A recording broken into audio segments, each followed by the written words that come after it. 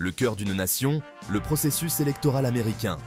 Les États-Unis d'Amérique, une nation fondée sur l'idée de démocratie. Au cœur de cette idée se trouve un processus, un système pour choisir ses dirigeants. Voici l'histoire du processus électoral américain. Un voyage complexe et fascinant. Un voyage qui reflète la volonté du peuple. Le processus électoral américain ne se limite pas à voter. C'est un témoignage de la puissance de la participation. Il s'agit du transfert pacifique du pouvoir. C'est un processus qui a été mis à l'épreuve à maintes reprises tout au long de l'histoire américaine. De ses débuts à nos jours, le système a évolué. Pourtant, son objectif principal demeure. Tous les 4 ans, la nation retient son souffle. Le monde entier regarde les Américains se rendre aux urnes. Ils choisissent leur président. Le président dirige la nation. Il façonne son avenir. Le processus est un spectacle, un mélange de tradition et de technologie. C'est un témoignage de la force durable de la démocratie américaine. Mais le processus électoral n'est pas sans critique. Des appels à la réforme, à une plus grande transparence et à un système qui représente réellement la volonté de tous les Américains ont été lancés. Alors que la nation avance, la question demeure: comment le processus électoral peut-il être renforcé pour assurer une union plus parfaite? Un droit du citoyen, voter, en avance, par correspondance et en personne. Au cœur du processus électoral américain se trouve l'acte simple de voter.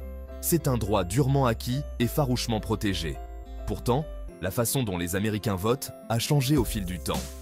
L'image traditionnelle du jour du scrutin, avec ses longues files d'attente et ses bureaux de vote bondés, est en train d'évoluer. Le vote anticipé est devenu une option populaire pour de nombreux Américains. Il permet aux électeurs de déposer leur bulletin de vote dans les jours ou les semaines précédant le jour du scrutin. Cela offre une certaine souplesse à ceux qui ont un emploi du temps chargé ou qui sont amenés à voyager. Les périodes de vote anticipé varient d'un État à l'autre, certains États offrant plusieurs semaines de vote anticipé. Le vote par correspondance est une autre option de plus en plus populaire. Cette méthode permet aux électeurs de voter dans le confort de leur foyer. Les électeurs demandent un bulletin de vote par correspondance, le remplissent et le renvoient par la poste ou le déposent dans des lieux désignés. Le vote par correspondance est devenu particulièrement répandu lors des dernières élections, offrant un moyen sûr et pratique de participer à la démocratie.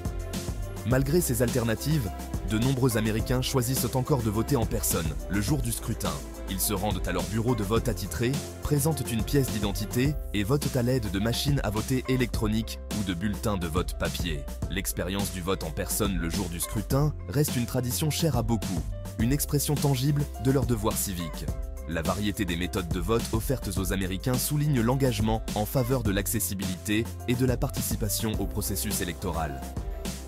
Que ce soit par le vote anticipé, le vote par correspondance ou le vote traditionnel en personne, les Américains disposent de multiples moyens de faire entendre leur voix. Comptez chaque bulletin de vote, les rouages de la soirée électorale et au-delà. Alors que le soleil se couche le jour du scrutin, l'attention se déplace du vote au dépouillement des bulletins. C'est là que les véritables rouages du processus électoral entrent en jeu. Il s'agit d'un processus méticuleux et transparent, conçu pour garantir que chaque vote est compté avec précision. Une fois les bureaux de vote fermés, les agents électoraux commencent à dépouiller les votes. Ce processus peut varier en fonction de la méthode de vote utilisée. Les machines à voter électroniques génèrent généralement des résultats rapidement, tandis que le dépouillement des bulletins de vote papier peut prendre plus de temps. Les bulletins de vote par correspondance et par procuration sont souvent dépouillés séparément, ce qui peut entraîner des retards dans les résultats définitifs. Lors d'une élection serrée, le résultat peut dépendre des résultats de quelques États clés. Cela peut entraîner des jours, voire des semaines d'incertitude, le temps que les autorités comptent chaque vote. Des recomptages peuvent être demandés dans les cas où la marge de victoire est extrêmement faible.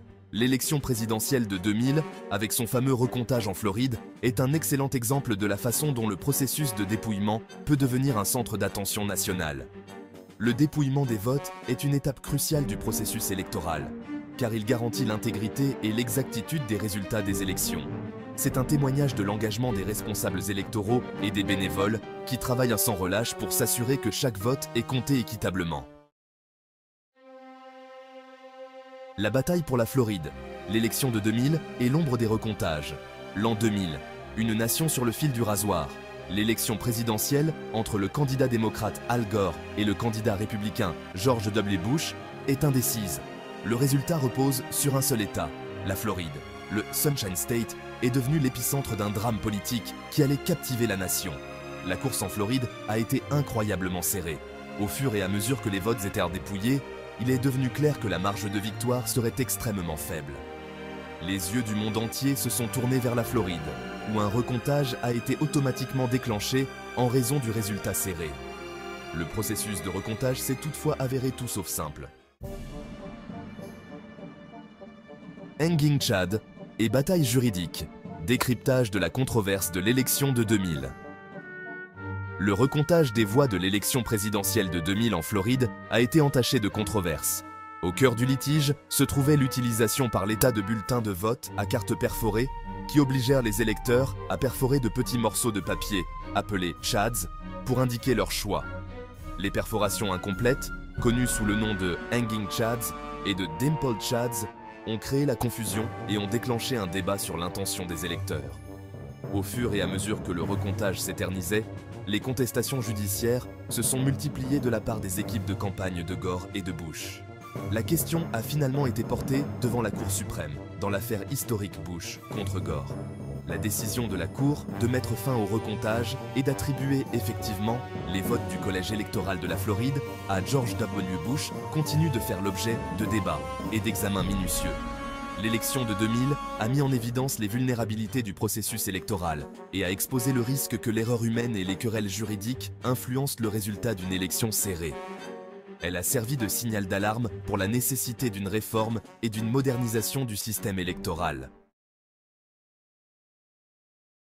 Une nation divisée, l'élection de 2020 et la montée de la désinformation. 20 ans plus tard, l'élection présidentielle de 2020 entre le président républicain sortant Donald Trump et le candidat démocrate Joe Biden s'est déroulée dans un contexte de défis sans précédent. La pandémie de Covid-19 a bouleversé les campagnes électorales traditionnelles, entraînant une augmentation du vote par correspondance. Parallèlement, la propagation de la mésinformation et de la désinformation, en particulier en ligne, a jeté une ombre sur le processus électoral. L'élection de 2020 a enregistré une participation électorale record, de nombreux Américains étant désireux d'exercer leur droit de vote dans un climat politique tumultueux. L'expansion du vote par correspondance, tout en offrant une option sûre et pratique à beaucoup, a également fait l'objet de critiques et de scepticisme. Section 7. Bulletin de vote par correspondance et contestation judiciaire. Examen des contestations de l'élection de 2020.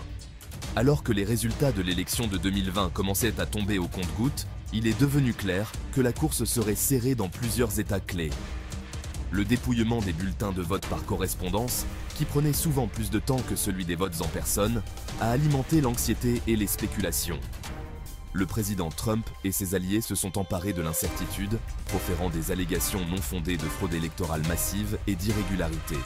L'équipe de campagne de Trump a déposé de nombreuses contestations judiciaires dans plusieurs États, contestant les résultats des élections et alléguant une fraude électorale. Cependant, ces contestations judiciaires ont été largement infructueuses.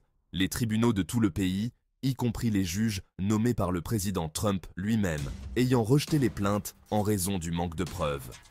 Malgré l'absence de preuves, les allégations d'élections volées ont pris racine dans certaines couches de la population, semant le doute sur le processus électoral. L'élection de 2020 a mis en évidence la fragilité des normes démocratiques et la vulnérabilité du processus électoral à la mésinformation et aux allégations sans fondement. Elle a souligné l'importance de l'éducation aux médias, de la pensée critique et d'un engagement commun envers les faits et les preuves à l'ère du numérique.